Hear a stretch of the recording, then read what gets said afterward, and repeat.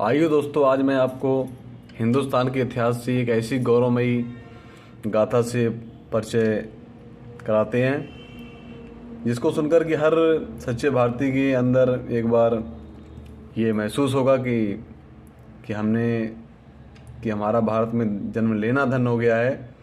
तो ऐसे में आज आपको गोरा और बादल, दो भारत के अप्रतिम शूरवीर, उनके बारे में एक कहानी जो कि कविता नरेंद्र मिश्र जी ने लिखी है। राजस्थान के बहुत ही महनी कवि हुए हैं। ये तब का वृत्तांत है जब अलाउद्दीन खिलजी ने रानी पद्मावती को पाने की इच्छा से राजा रतन सिंह को कैदी बना लिया था और फिर आदेश भेजा था कि रानी को भेजिए, नहीं तो राजा रतन सिंह का शीश से काट के भेजेंगे। तो उससे पूरे वृत्तांत पे कैसे दोनों गोरा बादल लड़े, उस पर ही कविता आती है। चलिए देखते हैं। लिखा है कि दोहराता हूँ सुनो रक्त से लिखी हुई कुर्बानी, जिसके कारण मिट्टी भी चंदन है राजस्थानी। आगे कहानी आती है कि रावल रतन सिंह को छल से कैद किया खिलजी ने, कालजयी मित्रों से मिलकर दगा किया खिलजी ने। खिलजी का चित्तौड़ दुर्ग में एक संदेशा आया, जिसको सुनकर सख्त सौर पर फिर अंधियारा छाया। क्या खबर भेजी खिलजी ने कि 10 दिन के भीतर भेजा है कि 10 दिन के भीतर न पद्मिनी का डोला ये दिया, यदि न रूप की रानी को तुमने दिल्ली पहुंचाया, तो फिर राणा रतन सिंह का शीश कटा पाओगे, और शाही शर्त न मानी तो फिर पीछे पछताओगे। आगे कहानी कुछ इस प्रकार चलती है कि यह दारुण संवाद लहर सा दौड़ गया रण भर में, यह बिजली की तरह छिद्र से फैल गया अंबर में। महारानी हिल गई, शक्ति का सिंहासन डोला था सती तो मजबूर, जुल्म विजयी स्वर में बोला था। रुष्ट हुए बैठे थे सेनापति गोरा रणधीर, जिनसे रण में भय खाती थी खिलजी की शमशीर। और अन्य को मेवाड़ी योद्धा रण छोड़ गए थे, रतन सिंह की संधनीत से नाता तोड़ गए थे। पर रानी ने प्रथम वीर गोरा को खोज निकाला, वन मन भटक रहा था मन में तिरस्कार की ज्वाला। गोरा ने पद्मिनी से खिलजी का पैगाम सुनाया, मगर वीरता का अपमानित ज्वार नहीं मिट पाया। बोला मैं तो बहुत तुच्छ हूँ, राजनीति क्या जानूं, निर्वासित हूँ राजमुकुट की हट कैसे पहचानूं। बोली पद्मिनी समय नहीं है वीर क्रोध करने का, अगर धरा की आन मिट गई घाव नहीं भरने का। दिल्ली गई पद्मिनी तो फिर पीछे पछताओगे, और जीते जी रजपूती कुल को दाग लगा जाओगे। राणा ने जो कहा किया वो माफ करो सेनानी, यह कहकर गोरा के कदमों पर झुकी पद्मिनी रानी। यही है क्या करती हो गोरा, पीछे हट बोला, और रजपूती गरमा का पिस धधक उठा था सोला। और देखिए किस प्रकार अपनी महारानी को संबोधित करता है कि महारानी हो तुम सिसोदिया कुल की जगदम्बा हो, प्राण प्रतिष्ठा एक लिंग की ज्योति अग्निगंधा हो। जब तक गोरा के कंधे पर दुर्जय शीश रहेगा, महाकाल से भी राणा का मस्तक नहीं कटेगा। मृत्यु को भी चैलेंज कर रहा है आज गोरा। कहता है कि तुम निश्चिंत रहो महलों में देखो समर भवानी, और खिलजी देखेगा केसरिया तलवारों का पानी। राणा के सकुशल आने तक गोरा नहीं मरेगा, एक पहर तक सर कटने पर धड़ युद्ध करेगा। बिल्कुल ये सही बात है कि किसी ने बड़ा अच्छा कहा है भारत के वीर सपूतों के बारे में कि उनके सर जब समर भूमि में उतरते थे, वो ऐसे लोग थे जिनके कबंध लड़ते थे। तो आगे पढ़ते हैं, क्या कहानी कविता गजब लिखी है नरेंद्र मिश्र जी ने। एक लिंग की शपथ महाराणा वापस आएंगे, महाप्रलय के घोर प्रबंधन भी न रोक पाएंगे। शब्द शब्द मेवाड़ी सेनापति का था तूफानी, शंकर के डमरू में जैसे जागी वीर भवानी, जिसके कारण मिट्टी भी चंदन है राजस्थानी। दोहराता हूँ सुनो रक्त से लिखी हुई कुर्बानी। खिलजी मचला था पानी में आग लगा देने को, पर पानी प्यासा बैठा था ज्वाला पी लेने को। गोरा का आदेश हुए सज गए 700 डोले, और बांकुरे बादल से गोरा सेनापति बोले। खबर भेज दो दिल्ली पर पद्मिनी स्वयं आती है, अन्य 700 सखियां भी वो संग लिए आती है। स्वयं पद्मिनी ने बादल का कुमकुम तिलक किया था, स्वयं पद्मिनी ने बादल का कुमकुम तिलक किया था। दिल पर पत्थर रखकर भींगी आंखों से विदा किया था। और 700 सैनिक जो यम से भी बढ़ सकते थे, हर सैनिक सेनापति था, लाखों से लड़ सकते थे। एक एक कर बैठ गए सज गई डोलियां पल में, मर मिटने की होड़ लग गई थी मेवाड़ी दल में। कि हर डोली में एक वीर था चार उठाने वाले, और पांचों ही शंकर के गढ़ की तरह समर मत वाले। कि बजा कूच का संग सैनिकों ने जयकार लगाई, और हर हर महादेव की धन से 10 दिशा लहराई। कि गोरा बादल के अंत में जगी ज्योत की रेखा, मातृभूमि चित्तौड़ दुर्ग को फिर जी भर कर देखा। क्योंकि जानते थे जहां हम जा रहे हैं वहां से लौटना बहुत ही मुश्किल है। कि मातृभूमि चित्तौड़ दुर्ग को फिर जी भर कर देखा। कर अंतिम प्रणाम, चढ़े घोड़ों पर सुबट अभिमानी, देशभक्त की निकल पड़े वो लिखने वो अमर कहानी, जिसके कारण मिट्टी भी चंदन है राजस्थानी, दोहराता हूँ सुनो रक्त से लिखी हुई कुर्बानी। जा पहुंची डोलियां एक दिन खिलजी के सरहद में, उधर दूत भी जा पहुंचा खिलजी के रंग महल में, बोला शहंशाह पद्मिनी मल्लिका बनने आई है, रानी अपने साथ हुस्न की कलियां भी लाई है, मगर फरियाद उसकी फकत पूरी करवा दो, राणा रत्न सिंह से केवल एक बार मिलवा दो। शर्त रखी गई कि रानी पहले राणा से मिलेगी, कि राणा रतन सिंह से एक बार मिलवा दो। कि खिलजी उछल पड़ा के फौरन यह हुक्म दिया था, बड़े शौक से मिलने का शाही फरमान दिया था।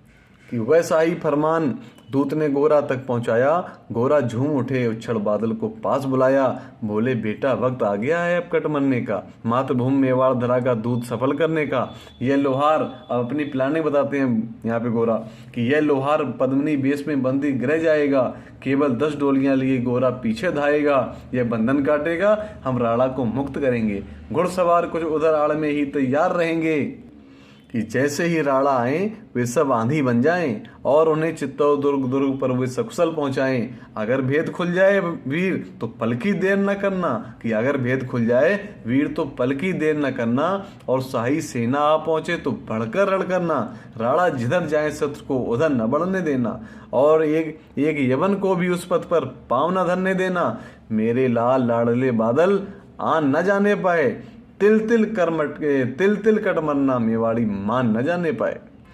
क्या देशभक्ति थी भाई, कि बादल भी कहता चाचा से कि ऐसा ही होगा काका, रजपूती अमर रहेगी, बादल की मिट्टी में भी गौरव की गंध रहेगी, तो फिर आ बेटा बादल सीने से तुझे लगा लूं, हो न सके शायद अब मिलना अंतिम लाल लड़ा लूं। यह कह बाहों में भरकर बादल को गले लगाया, धरती कांप गई अंबर का अंतस मन भर आया, सावधान कहीं आंखों से आंसू देखकर बादल मेरा घबरा ना जाए, उसका साहस कम ना हो जाए। तो आंसू पहुंच लिए और क्या कहते हैं कि सावधान के पुनः पथ पर बढ़े गोरा सेनानी, और पहुंच लिया झट से मुड़कर बूढ़ी आंखों का पानी, जिसके कारण मिट्टी भी चंदन है राजस्थानी, दोहराता हूं सुनो रक्त से लिखी हुई कुर्बानी। कि गोरा की चातुरी चली राणा के बंधन काटे, छाट छाट कर शाही पहरेदारों के सर काटे, कि लिपट गए गोरा से राणा गलती पर पछताए, सेनापति की नमक हलाली देख नैन भर आए। पर खिलजी का सेनापति पहले से ही संकित था, मालूम था कि ऐसे ये नहीं आने वाले हैं, पद्मिनी को देने वाले हैं। कि पर खिलजी का सेनापति पहले से ही संकित था, वह मेवाड़ी चट्टानी वीरों से आतंकित था। जब उसने लिया समझ पद्मिनी नहीं आई है, मेवाड़ी सेना खिलजी की मौत साथ लाई है। कि पहले से तैयार सैन्य दल को उसने ललकारा, निकल पड़ा टिड्डी दल, रड़का बजने लगा नगाड़ा। दृष्ट फिरी गोरा की मानी राणा को समझाया, रणमत वाले को रोका जबरन चित्तौड़ पठाया। राणा चले तभी शाही सेना लहरा कर आई, खिलजी की लाखों नंगी तलवारें पड़ी दिखाई। खिलजी ललकारा दुश्मन को भाग न जाने देना, रतन सिंह का शीश काटकर ही वीरो दम लेना। टूट पड़ो मेवाड़ी शेरो बादल सिंह ललकारा, हर हर महादेव का गर्जा न भेदी जयकारा। निकल डोलियों से मेवाड़ी बिजली लगी चमकने, काली का खप्पर भरने तलवारें लगी खटकने। राणा के पथ पर शाही सेनापति तनिक बढ़ाता, पर उस पर तो गोरा हिमगिर सा अड़ा खड़ा था। वाह वीर, कि कहा जफर ने कि जफर से कि एक कदम भी आगे बढ़ ना सकोगे। जफर मोहम्मद था उसका सेनापति अलाउद्दीन खिलजी का। कि कहा जफर से गोरा ने कि एक कदम भी आगे बढ़ ना सकोगे, यदि आदेश न माना तो कुत्ते की मौत मरोगे। कि रत्न सिंह तो दूर न उनकी छाया तुम्हें मिलेगी, दिल्ली की भीषण सेना की होली अभी जलेगी। कि यह कह के महाकाल बन गोरा रण में हुंकारा, लगा कि काटने शीश बही समर में रक्त की धारा। खिलजी की असंग सेना से गोरा घिरे हुए थे, लेकिन मानो वे रण में मृत्युंजय बने हुए थे। कि पूर्ण प्रकाशित होता है जैसे अगणित पापों से, फूल खिला रहता असंग कांटों के संतापों से। कि वो मेवाड़ी शेर अकेला लाखों से लड़ता था, और बड़ा जिस तरफ वीर उधर ही विजय मंत्र पड़ता था। इस भीषण रण से दहली थी दिल्ली की दीवारें, गोरा से टकराकर टूटी खिलजी की तलवारें। मगर कयामत देख अंत में छल से काम लिया था, छलिया जात ही है वो। कि मगर कयामत देख अंत में छल से काम लिया था, गोरा की जंघा पर अरे ने छिपकर वार किया था। वहीं गिरे वीरवर गोरा जफर सामने आया, शीश उतार दिया धोखा देकर मन में हर्षाया। मगर वाह रे वीर मगर वहाँ रे मेवाड़ी गोरा का धड़ भी दौड़ा। ऐसे ही नहीं, वीरा वीरेड़ पूजते कहा गया है कि वीरों की पूजा उसकी वीरता पराक्रम से होती है। कि मगर वहाँ रे मेवाड़ी गोरा का धड़ भी दौड़ा, किया जफर पर वार की जैसे सर पर गिरा हथौड़ा। एक बार में ही शाही सेना पर चीर दिया था, जफर मोहम्मद को केवल धड़ ने निर्जीव किया था। जफर मोहम्मद को केवल धड़ ने निर्जीव किया था। कि ज्यों ही जफर कटा शाही सेना का साहस लर्जा, काका का धड़ देख बादल सिंह महारुद्र सा गर्जा। क्या कहता है बादल सिंह कि अरे कायरो नीच बांगड़ो छल से रण करते हो, अरे कायरो नीच बांगड़ो छल से रण करते हो, किस बुते पर जवान मर्द बनने का दम भरते हो। यह कहकर बादल उछल बिजली बनकर टूटा था, मानो धरती पर अंबर से अग्निशिरा छूटा था। कि ज्वालामुखी फटा हो जैसे दरिया हो तूफानी, सदियां दोहराएंगी बादल की रणरंग कहानी। अरिका भाला लगा पेट में आते निकल पड़ी थी। गोरा बादल के आगे हाथों में लगा, उसके पेट में आके भाला आते निकल आई बादल की। कि अरिका भाला लगा पेट में आते निकल पड़ी थी, जख्मी बादल पर लाखों तलवारें खिंची खड़ी थी। कसकर बांध लिया हाथों को केसरिया पगड़ी से, रंचक डिगा न वह प्रलंकर सम्मुख मृत्यु खड़ी से। अब बादल तूफान बन गया, शक्ति बना फौलादी, मानो खप्पर लेकर रण में लड़ती हो आजादी।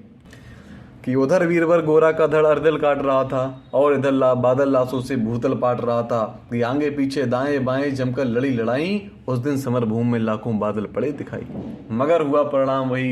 मगर हुआ परिणाम अंत में वही कि जो होना था, उनको तो कड़कड़ अरियों के सोने से धोना था। मेवाड़ी सेना में राणा सक्सल पहुंच गए थे, गोरा बादल तिल तिल कर रण में खेत रहे थे।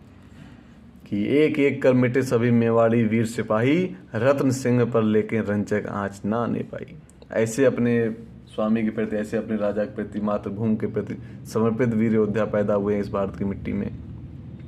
कि एक एक कर मिटे सभी मेवाड़ी वीर सिपाही, रत्न सिंह पर लेके रंचक आंच ना आने पाई। गोरा बादल के सौ पर भारत माता रोई थी। ऐसे अगर सपूत हो तो जमीन भी रोती है। कि गोरा बादल के सौ पर भारत माता रोई थी, उसने अपनी दो प्यारी ज्वलंत मड़ियाँ खोई थीं।